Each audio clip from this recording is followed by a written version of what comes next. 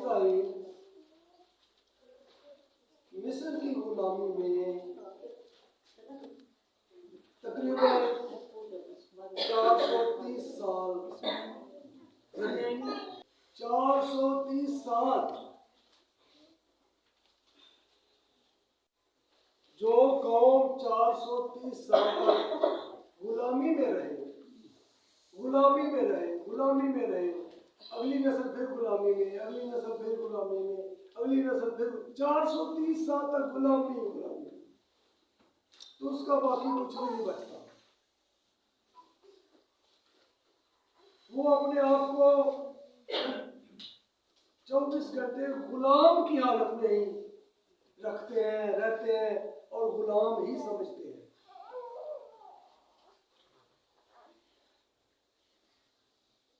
वो सुख से सांस भी नहीं ले सकते, वो पेट भर कर खाना भी नहीं खा सकते।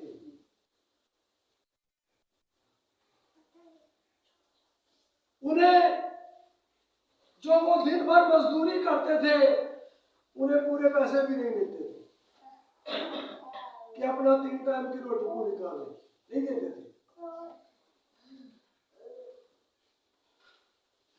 उनसे जबरदस्ती ज्यादा काम लेते थे, उनको जाने भी नहीं देते थे। क्या करें, रोते थे, चिल्लाते थे, आहें भरते थे खुदा के हुजूर। आखिर खुदा की तरफ से जब टाइम पूरा हो गया, क्या कहा मैंने, खुदा की तरफ से जब टाइम पूरा हो गया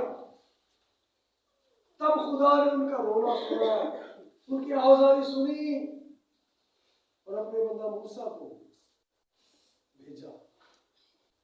मूसा पैदा हुआ तो उसकी मां ने 3 महीने उसे घर में छुपाए रखा कि कहीं इसको मार ना दे। डर और खौफ। और फिर जब वो बड़ा हुआ उसने रोना शुरू किया, उसने आवाज निकालना शुरू किया, आवाज उसकी बाहर जा रही थी। अब तो वो नहीं बचेगा, अब तो लोगों को पता चल जाएगा। तो उसने क्या किया, खुदा की तरफ से एक मंसूबा था जो मूसा की मां के दिल में आया। उसने एक टोकरा बनाया, टोकरे में मूसा को रखा, ऊपर से बंद किया, तो दरिया के किनारे उधर छोड़ आई पानी में, समुद्र में।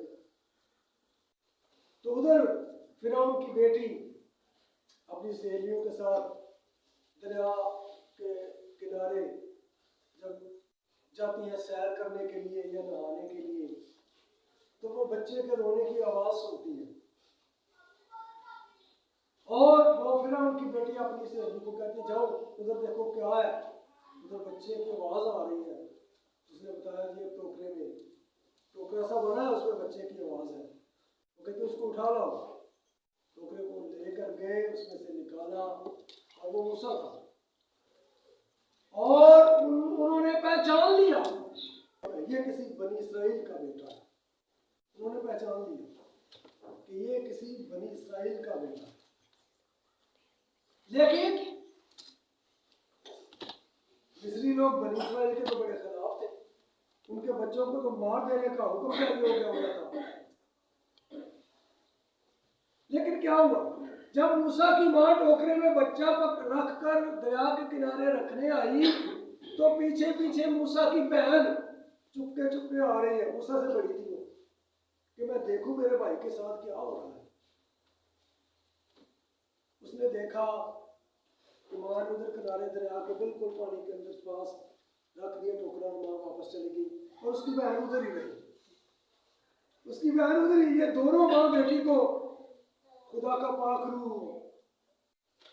गाइड कर रहा है, रहनुमाई कर रहा है, कंट्रोल कर रहा है, इस्तेमाल कर रहा है।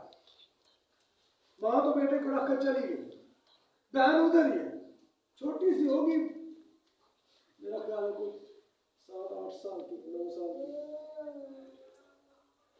तो मूसा की बहन भागकर उनके पास चली गई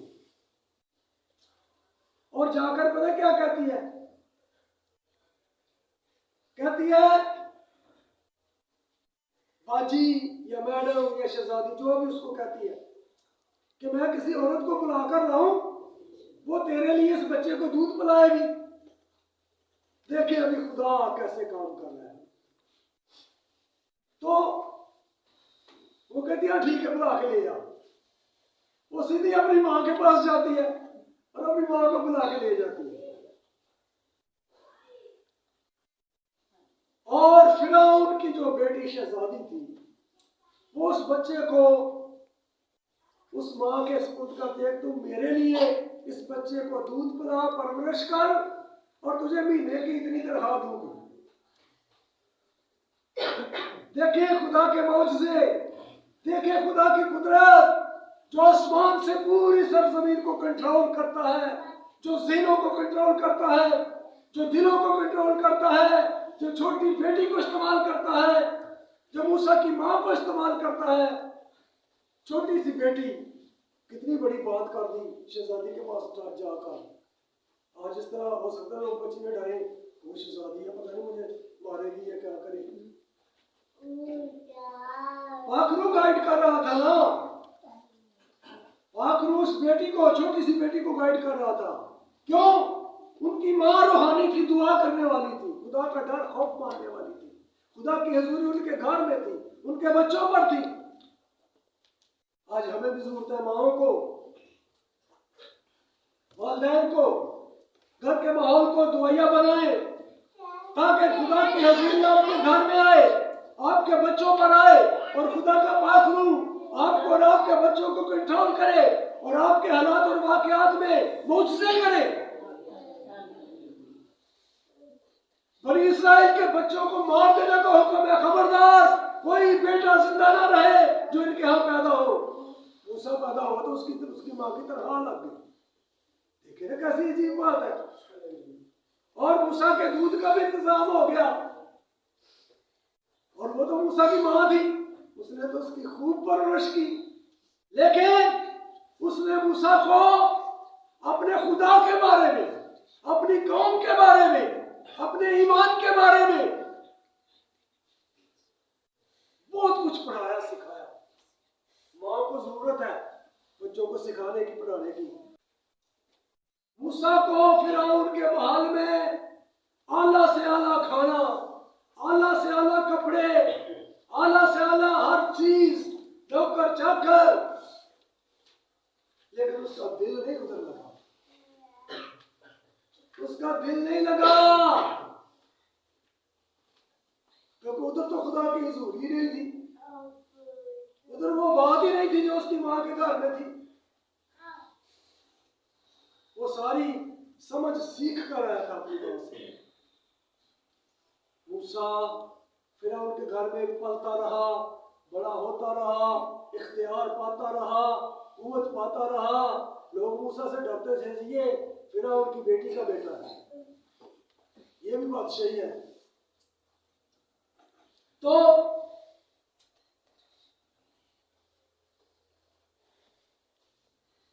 मूसा एक दिन महल से बाहर निकला चलने फिरने घूमने, तो एक मिस्री और एक बनी इस्राएली, दो बंदे आपस में लड़ रहे थे। मूसा को गैरत आई, ये मेरा इस्राएली भाई है और ये मिस्री इसको मार रहा है। वो कहता तेरी ऐसी कैसी। उसने उसको मारा, खत्म कर दिया और रेत खोद कर उसको छुपा दिया और रेत ऊपर डाल दी। लेकिन लोगों को पता चल गया।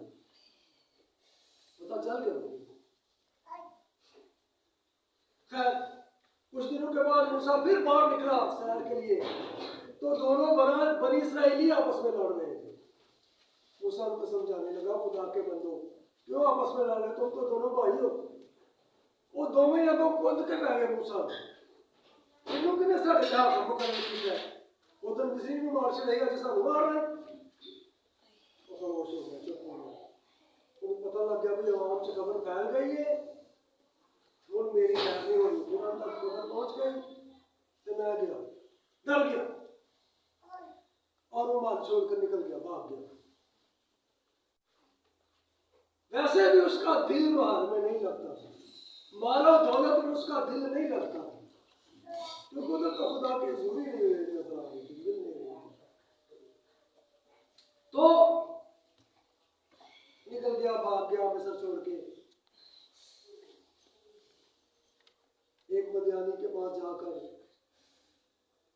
उसकी भेड़ बकरियां चराने लगा। वो देखता रहा, दूर से देखता रहा, देखता रहा।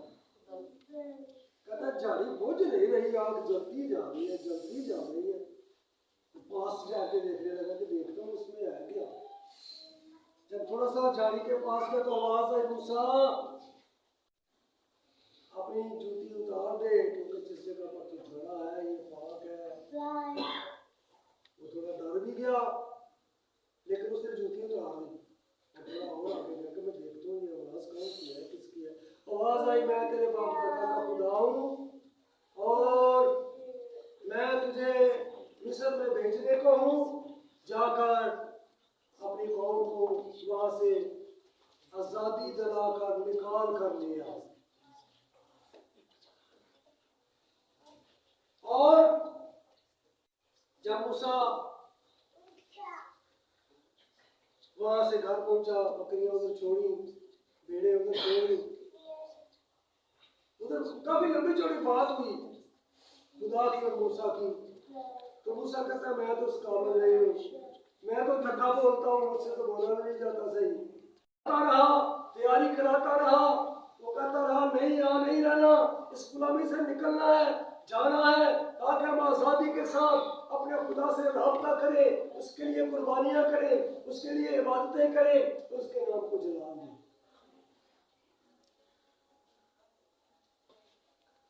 खुदा फिरौन जो था, जब इसने मूसा और हारून की बात सुनी तो उसने कहा कि कौन है तुम्हारे बाप दादा का खुदा? मैं तो किसी खुदा को नहीं जानता, मैं तो खुद खुदा हूँ।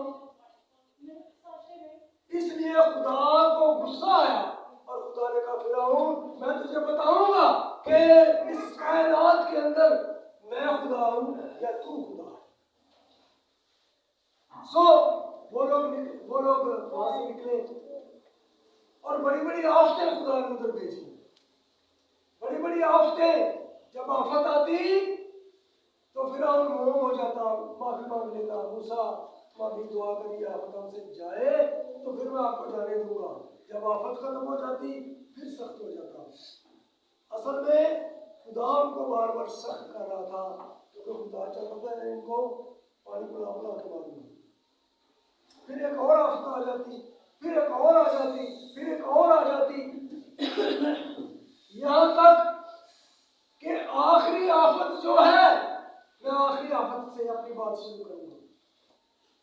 आखिरी आफत जो है ये ऐसी थी कि फिर इसके बाद मिस्रियों को जुर्रत ना हुई कि बनी इस्राएल को रोक सके।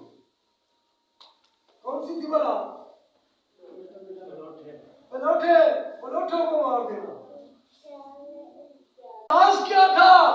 आजादी का, रिहाई का, फतह का। राज क्या था? बर्रे का ज़बा होना। हालेलुया। खुदा ने कहा हर घर एक बर्रा ज़बा करो और उसका खून अपने दरवाजों की चौकों और बाजुओं पर लगाओ, और शाम को सारे जी अंदर चले जाओ अफराद, और दरवाजा बंद कर लो। फिर इसके बाद बाहर नहीं निकलना किसी ने। आधी रात को मौत का फरिश्ता निकलेगा और जिन दरवाजों के ऊपर खून लगा होगा उनको छोड़ जाएगा। जिन दरवाजों के ऊपर खून लगा होगा उनको छोड़ जाएगा। जिन दरवाजों के ऊपर खून लगा होगा उनके लिए आजादी का, रिहाई का, फतह का, जिंदगी का ऐलान हो गया उस खून के लगाने से। हालेलुया। और मिस्रियों के सारे पहलौठे, हर एक घर में जो भी पहलौठा था वो मार दिया।